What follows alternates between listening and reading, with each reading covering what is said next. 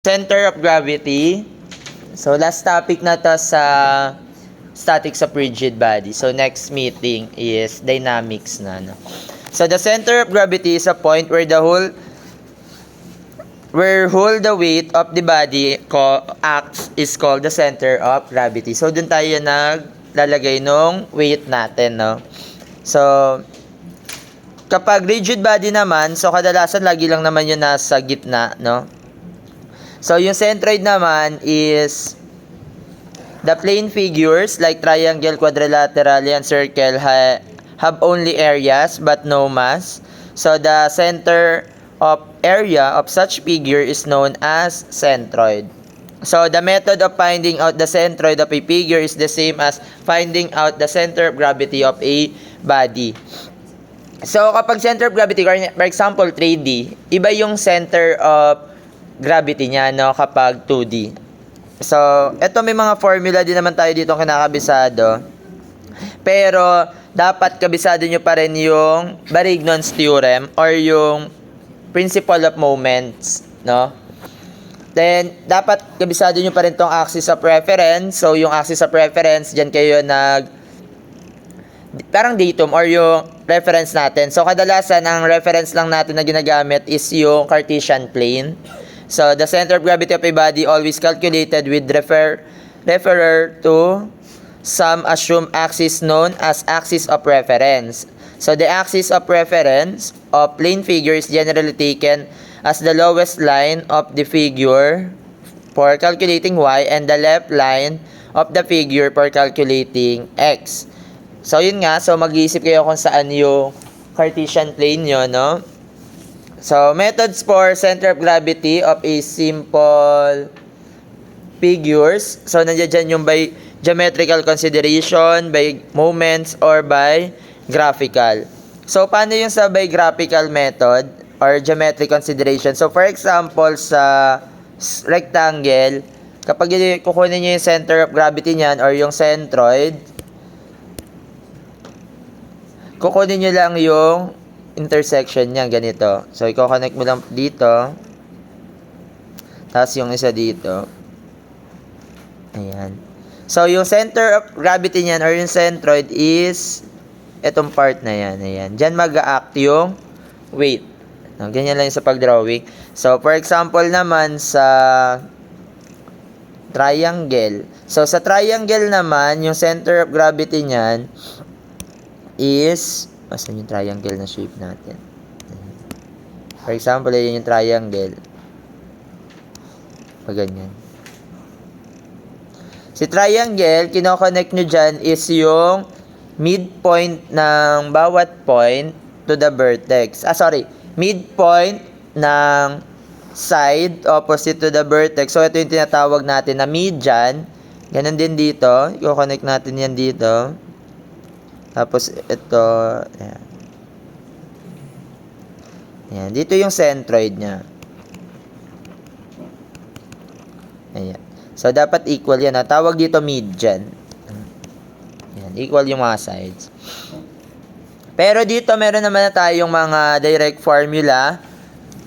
Medyo malabo lang. So, siguro hanap na lang kayo ng mga figure. May marami naman sa sa internet. So, kapag triangle, so sa triangle, meron tayo ditong base ng triangle and drawing nga natin.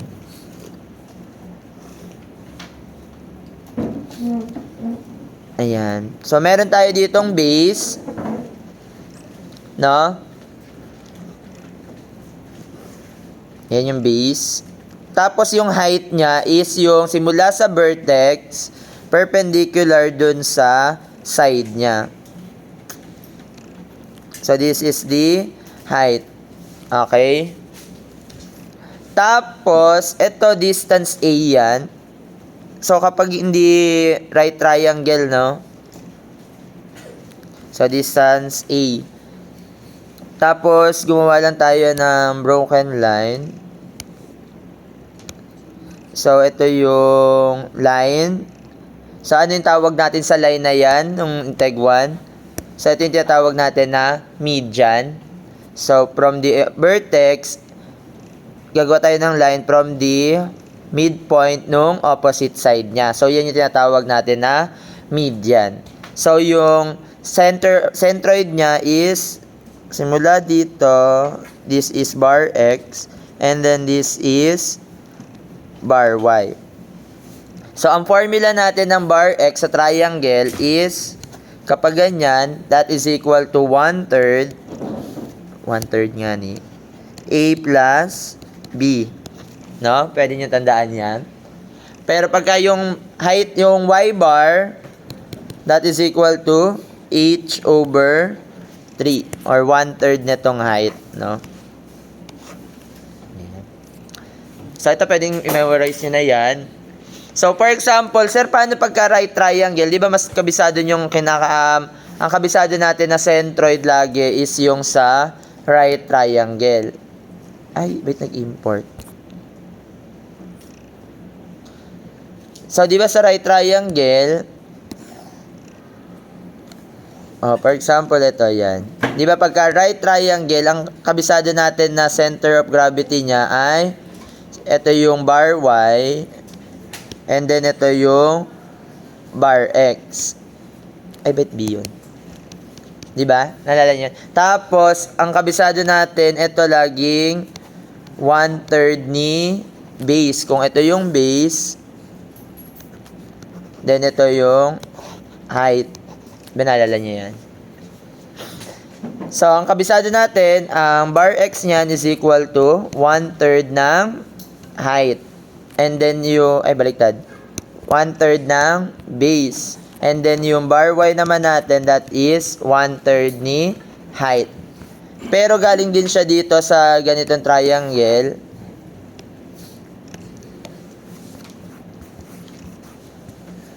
Paste. So, di ba yung A natin, ang nakalagay dito, ito yung A, distance A, di ba? So, substitute mo lang, ang bar X natin is 1/3. Ang A natin ay, ito yan, di ba? That is equal to B. Tama. Plus B. Tama ba? Parang mali yata ako. Sorry. Tama. So, yung bar X natin dito, kung makikita nyo, from this vertex. So, yung masasolve yung bar X is eto. Ay, Barbie. Saan na yan? So, yung masasolve yung vertex is simula dito. Tama? So, ano yung bar X dyan? That is 2/3 ni base. No? Iba lang ng figure. So, dati, kabisado nyo 1/3. Ito yung 1/3. So, ito yung nasolve natin. So, this is 2/3. So, tatandaan nyo ha. Then, same lang naman yan sa height. Ayan. Ganun lang. Tapos, ito yung spandrel. Actually, sa spandrel, pwedeng ito din yung kabisado nyo na lang. So, ito kasi half parabolic. Pero kung sa spandrel, ganito naman siya sa spandrel, no? Tapos, ito yung mas kinabisado ko din, no? So, pagsasolve ng area. So, this is the height, and then this is the base. Tapos, tandaan nyo, ito yung vertex dapat. Then, ito, n degree.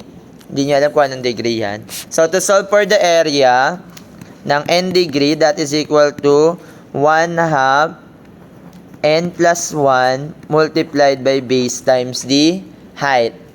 And then, for the bar X naman, that is 1/n plus 2 ng base. Ang bar X niya, dito nyo siya matatagpuan. So, much better kabisado nyo yung mga, lalo na pagka binigay yung figure. This is the centroid. Ayan. So, pwede nga ito yung kabisado nyo. Kasi, ganun din yan, no? So, for example, meron kayo ditong rectangle. Di ba kabisado nyo naman yung formula ng rectangle? Ay, hindi man siya rectangle. So, di ba pagka rectangle, ang degree nito is 0 degree. Ay, joke. Horizontal. Ay, 0 degree nga, di ba? Kapag straight line, 0 degree. So, this is the base and then this is the height. Ano yung area nito? kung gagamitin nyo yung 1 over n. So, 1 over 1 base times the height, or simply base times height. Parang rectangle lang talaga siya, no? Ang centroid niyan is b over n plus 2, which is 0 plus 2, which is 2. Kaya siya nagiging b over 2. Kapag naman triangle, diba sa triangle ay, ang degree nito ay first degree, kasi straight line. So, this is the base and then this is the height. Ang area niyan is 1 over n plus 1. So, 1 plus 1, that is 2. Base times the height.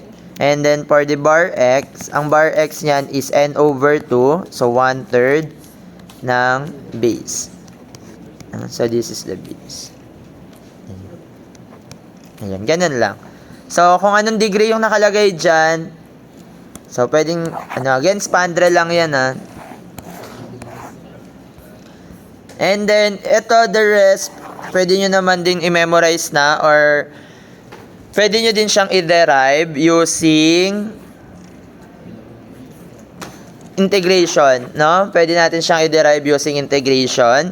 Pero dapat, bago natin magamit yung integration, dapat kabisado nyo muna yung principle of moments or yung Barignon's theorem.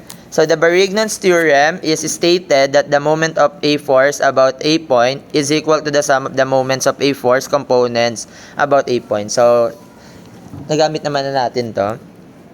Then, ito, kahit hindi nyo kakabisado to, basta kabisado nyo talaga yung integration, no? So, si integration naman ay, ayan lang. So, galing din to kay moments, principle of moments, Rory. So, paano ito nangyari? Sabi natin, di ba, ang principle of moments, yung moments about a point ng resultant force. So, di ba ito yung resultant? Total area multiply its center of gravity or the centroids or moment arm at any point is equal to x sub c multiplied by dA. So, ano yung dA? So, yung dA is the differential area, no? So, that is the components. Yung differential area, yun yung components ng total area natin. And then, yung XC, yan naman yung centroid ng differential area natin. And then, since naka-integration naman tayo, so, ibig sabihin nun, isa-summation natin. So, ito yung summation ng components. Ito yung total area. Ganon din dito sa Y. Pag lines naman, ang umiikot, syempre, yung lines. No? And then, ganun pa rin yung centroid niya.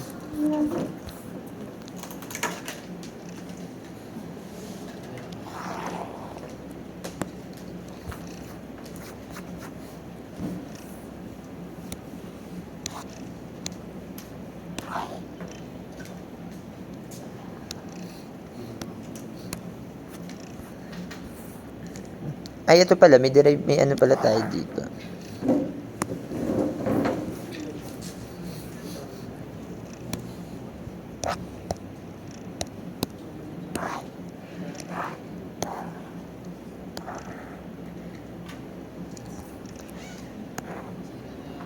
So, ito. So, compute the area of the spandrel in the